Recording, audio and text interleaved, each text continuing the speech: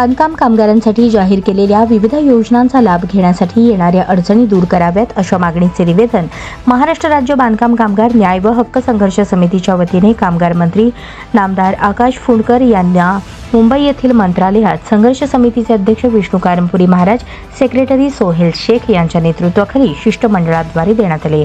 संघर्ष समितीच्या वतीने मुंबई येथील मंत्रालयात कामगार मंत्री आकाश फुंडकर यांना देण्यात आलेल्या निवेदनात महाराष्ट्र राज्यातील बांधकाम कामगार क्षेत्रात काम करणाऱ्या महिला व पुरुष कामगारांना जाहीर केलेल्या योजनेचा लाभ मिळण्यास अनंत अडचणी आल्याने कामगार लाभापासून वंचित राहण्याची परिस्थिती निर्माण झाली असून याकडे कामगार मंत्री या नात्याने आपण महामंडळ व जिल्हास्तरीय सहाय्यक कामगार आयुक्त शासकीय यंत्रणेकडे विशेष लक्ष देऊन या अडचणी दूर कराव्यात अशी विनंती निवेदनात करण्यात आली आहे। बांधकाम कामगारांच्या प्रमुख मागण्या: बांधकाम कामगार नोंदणी, नूतनीकरण व विविध लाभ केवळ 150 पर्यंत केलेली मर्यादा रद्द करून पूर्वीप्रमाणे खुले करावेत। नोंदणी झालेल्या नूतनीकरणासाठी महामंडळ 1 रुपया फी भरणार असे जाहीर केले, परंतु ती 1 रुपया फी अद्यापही महामंडळाने अदा केलेली नाही, त्यामुळे अनेक कामगारांचे नूतनीकरण थांबले आहे। त्यामुळे लाभापासून वंचित राहण्याची भीती निर्माण झाली आहे। ती फी अदा करून कामगारांना न्याय द्यावा। गृहवस्तू, भांडी संच वाटपाची तारीख दिली जाते, ती तारीख साईट बंदच्या नावाखाली कामगारांना हेलपाटे करावे लागत आहेत, म्हणून पूर्वीप्रमाणे अमर्यादित खुली करावी। भांडी संचामध्ये घोटाळा होत असल्या कारणाने भांडी कमी येणे, कमी दर्जाची भांडी वाटप होत आहेत, यासाठी विशेष नियम करून पूर्वीप्रमाणे भांडी वाटप करावे। बोगस कामगार नोंदणी थांबवण्यासाठी तपास समिती स्थापन करण्यात आली। त्या समितीने केवळ फक्त एक वेळ दौरा केला, त्यानंतर समितीचे काम बंद आहे, तरी पूर्ववत चालू करावे असे नमूद करण्यात आले आहे। विष्णू कारंपुरी महाराज यांच्या नेतृत्वाखाली निवेदन देणाऱ्या शिष्टमंडळात सोहेल शेख, वैशाली बोड्डू, रेखा आडकी, गणेश बोड्डू, विठ्ठल गुराडकर, गुन्नुनाथ कोळी, अंकुश चव्हाण यांचा समावेश होता। महाराष्ट्र राज्य बांधकाम कामगार न्याय व हक्क संघर्ष समितीच्या वतीने बांधकाम क्षेत्रात काम करणाऱ्या बांधकाम कामगारांच्या जो शासनाच्या वतीने, महामंडळाच्या वतीने लाभ मिळतो, त्या लाभापासून वंचित राहण्याचे अनेक अडचणी निर्माण झालेले आहेत। त्यापैकी प्रमुख अडचणीबाबत प्रशासनाच्या माध्यमातून आणि सहाय्यक कामगार आयुक्त कार्यालयाच्या कर्मचाऱ्याच्या माध्यमातून, अधिकाऱ्यांच्या माध्यमातून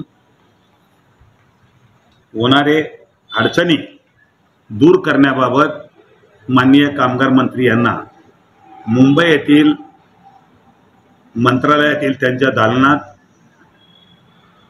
16 सप्टेंबर रोजी संघर्ष समितीच्या वतीने निवेदन देण्यात आले।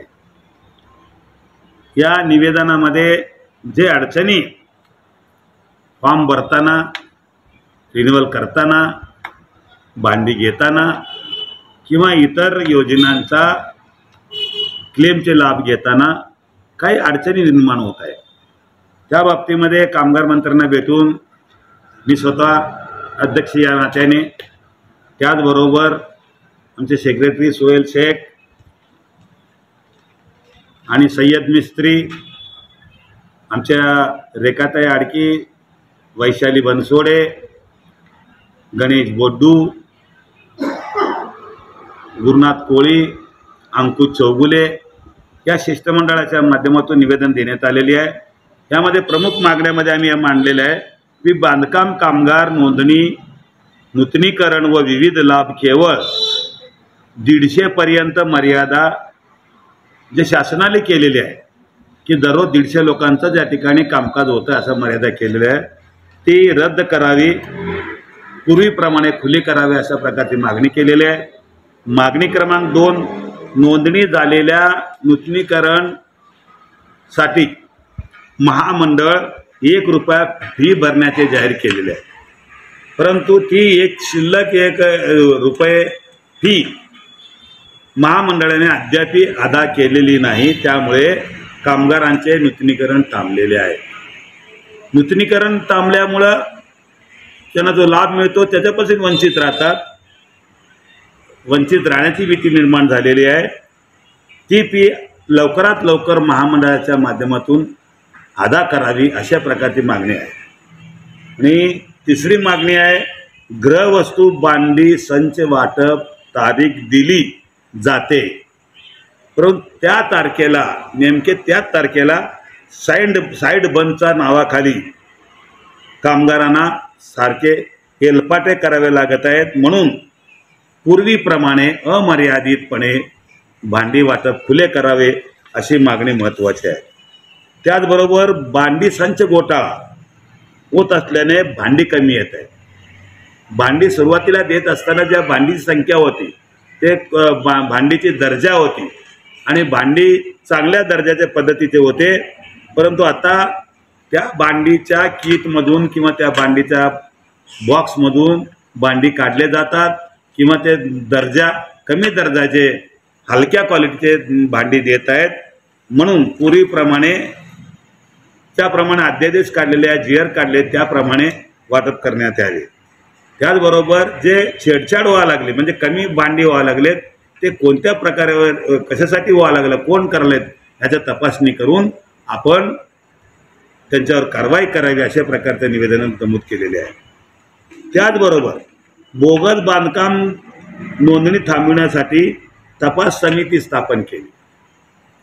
ती तपास समिती केवळ प्रत्येक दुसऱ्या सहाय्यक कामगारांची या संबंधित विभागाच्या नेमण्यात, पण एकच वेळा त्यांनी येऊन गेले, एकच त्यांचा दौरा झाला, परत ते पूर्णपणे इकडे पाठ फिरून देखील बघितले नाही.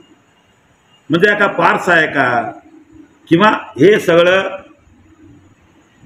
ढिकाऊपणाचा आहे का असा सुद्धा प्रश्न निर्माण होतो. म्हणून समितीचे कामकाज दर आठवड्याला किंवा महिन्यातून 2 वेळा ते तपासासाठी पाठवावं अशा प्रकारे कामगार मंत्र्यांनी सकारात्मक करून करण्यात येईल, संबंधित सोडवण्यात येईल असं सुद्धा आम्हाला आश्वासन दिलेलं आहे.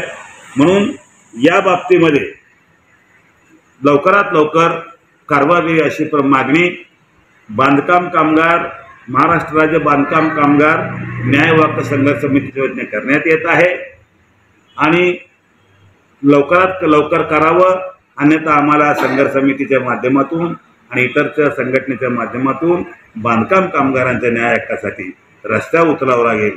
याची सर्व जबाबदारी शासनावर राहील अशा ठिकाणी आम्ही त्या ठिकाणी इशारा दिलेला आहे आणि या इशाऱ्याचा योग्य दखल केला असं आपण समजूया, अन्यथा आमच्या इशाऱ्याप्रमाणे आंदोलन करणार.